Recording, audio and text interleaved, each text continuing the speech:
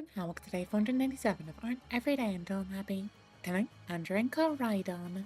Didn't procrastinate, but this is still technically late because I procrastinated so much yesterday. I don't really have anything simple left to move around in my plans, so I was stuck with Koraidon.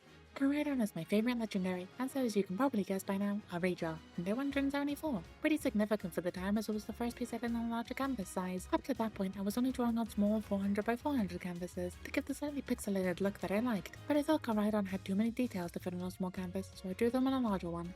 I think this piece is a lot better than the original, obviously for the technical reasons like shading, colouring and line art, but it's also a little more model. The pose is where my few issues with this piece lie. I think the original had the better pose, but that's largely because the pose wasn't original. It was stolen directly from this part of one of Koraidon's attack animations, and so while the pose looked better, it wasn't original, and I always prefer originality in my poses. You can always copy a pose, but making your own good poses is a skill you have to learn.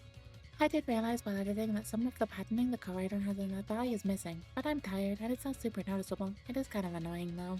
The proportions also feel a little off. I can't quite put my finger on how, but I just couldn't figure them out. I think it's largely because of the pose. I do think the piece is pretty good overall, and there's some minor problems still. Other than that, I like to keep this commentary pretty simple, and I really don't think I'm much else to yap about anyway. So, if you made it this far, consider watching the rest of this video. But even if you don't, thank you so much for watching, and bye bye!